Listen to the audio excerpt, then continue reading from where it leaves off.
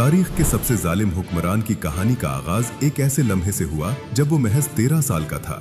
एक दिन उसने अपने बड़े भाई को गोश्त चुराते हुए देखा, जबकि उन दिनों उसका कबीला कहत साली की वजह से भूख से मर रहा था। वो गोश्त इस वक्त कबीले के जिंदा रहने का वाहिद जरिया था। बड़े भाई को शिकार का गोश्त चुराते देखकर वो गुस्से से भड़क उठा। उसने तीर कमान उठाई, अपने 16 साला भाई पर निशाना बांधा और उसे जान से मार डाला। कबीले वालों ने जब ये मंजर देखा तो वो इससे खौफजदा हो गए और समझ गए कि ये बच्चा बड़ा होकर एक बेरहम और खतरनाक शख्स बनेगा।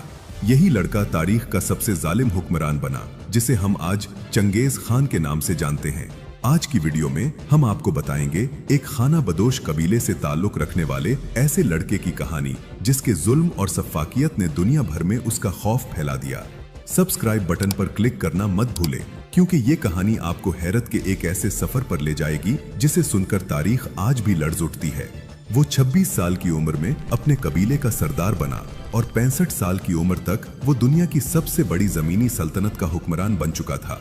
और सिर्फ 25 साल के अंदर मंगोल फौज ने इतनी जमीनें फतह कर ली जो रोमन सल्तनत ने 400 साल में भी फतह नहीं की थी। चंगेज खान का असल नाम तिमोजन था। वो 1162 में मंगोलिया के एक मकामी कबीले के सरदार के घर पैदा हुआ। कहा जाता है कि जब वो पैदा हुआ तो उसने अपनी मुट्ठी में खून का लोथरा पकड़ा हुआ था, जिसे ये निशानी समझा गया कि ये बच्चा आगे चलकर एक बड़ा जंगजू बनेगा। तिमोजन की जिंदगी शुरू ही से मुश्किलात और कठिन हालात से भरी हुई थी। जब वो सिर्फ 9 साल का था, उसके वालिद को एक मुखालिफ कबीले ने जहर देकर मार दिया। वालिद की मौत के बाद कबीले के लोग उसके खानदान से मुंह मोड़ गए, क्योंकि मंगोल कबाइल सिर्फ उसी की पैरवी करते थे जो ताकतवर होता था। नतीजा ये हुआ कि तिमोजन उसकी माँ और बहन भाइयों को जंगलों और पहाड़ों में भूख और सख्त सर्दी में तन्हा जिंदा रहना पड़ा। 13 साल की उम्र में बड़े भाई के कत्ल के बाद करीबी लोग उसकी जुर्रत और मजबूत फैसले से मुतासिर हुए और कबीले से निकाले गए दीगर अफराद भी आहिस्ता आहिस्ता उसकी क़यादत पर एतमाद करने लगे। कुछ ही सालों में वो अपने बचपन के दोस्त जामोका के साथ मिलकर कबीले की रहनुमाई करने लगा। तिमोजन ने जल्द ही समझ लिया कि उसका छोटा सा कबीला अकेला किसी बड़े दुश्मन का मुकाबला नहीं कर सकता, और अगर वो ताकतवर बनना चाहता है तो दीगर कबीलों के साथ इत्तेहाद जरूरी है।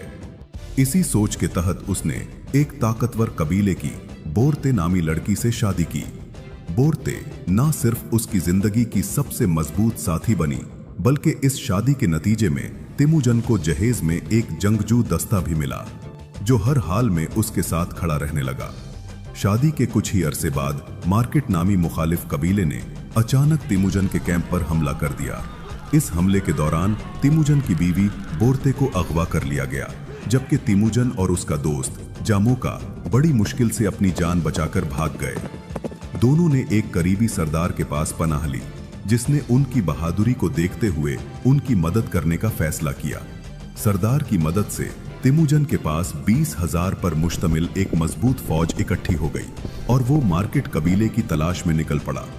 पहाड़ों में छुपे उनके कैंप का सुराग लगाने के बाद तिमोजन ने एक भरपूर हमला किया और जबरदस्त जंग के बाद अपनी बीवी बोरते को आजाद करवा लिया।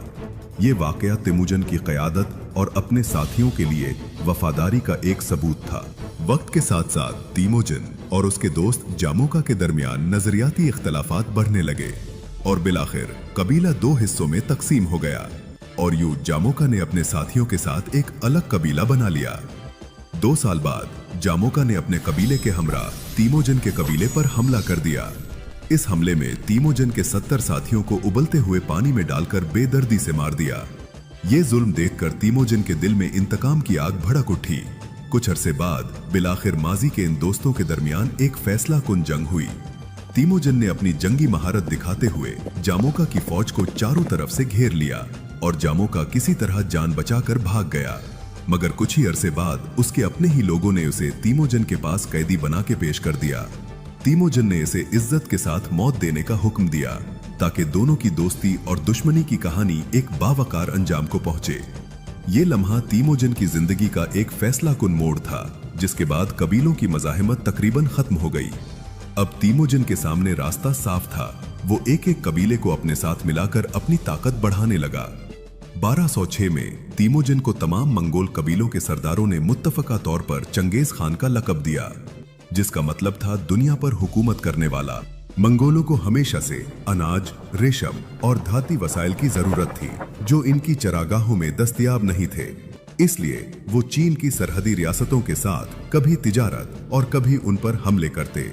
1209 में उसने चीन की सरहद पर मौजूद शिया सल्तनत पर हमला किया, जो अहम तिजारती रास्ते सिल्क रोड पर काबिज थी।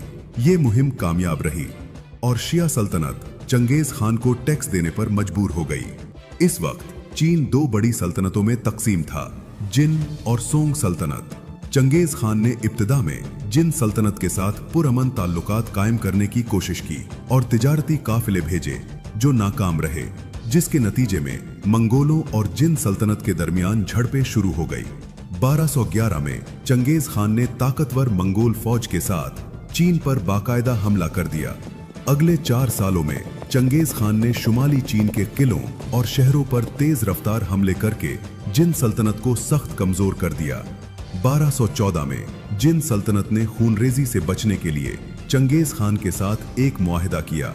उन्होंने भारी टैक्स देने और दारुल हुकूमत जोंगदो को कायम रखने का वादा किया, जो मौजूदा वक्त में चीन का शहर बीजिंग है।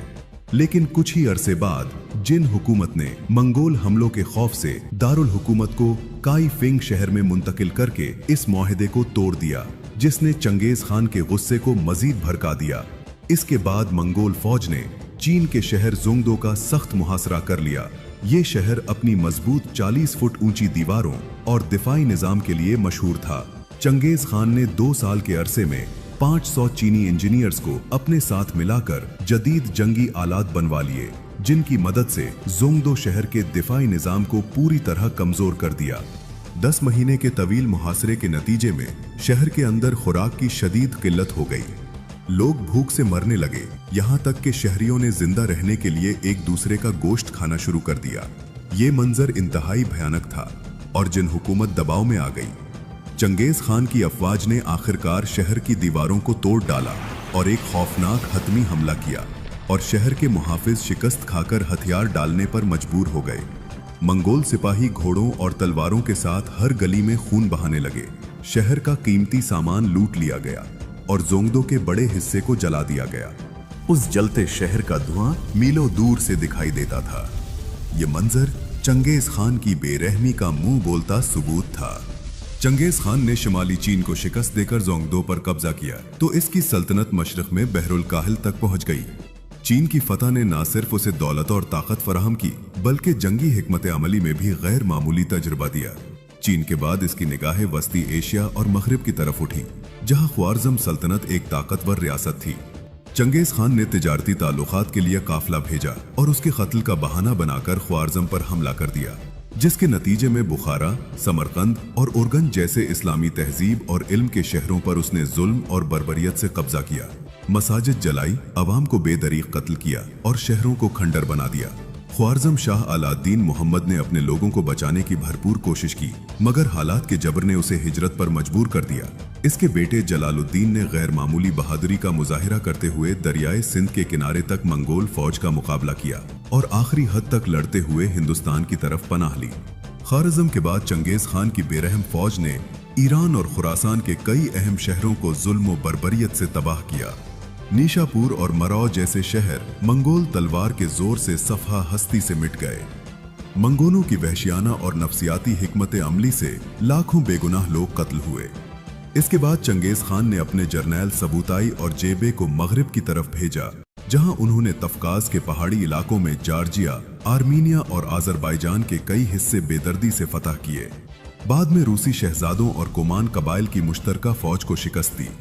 आज भी मंगोलों की ये मुहिम्मात बहुत जालिमाना और बेरहम समझी जाती हैं। चंगेज खान ने जिंदगी के आखिरी सालों में दोबारा चीन का रुख किया, जहां मगरबी शिया रियासत ने उसके खिलाफ बगावत की थी। उसने 1 साला मुहिम चलाई और पूरे इलाके को तबाह कर दिया।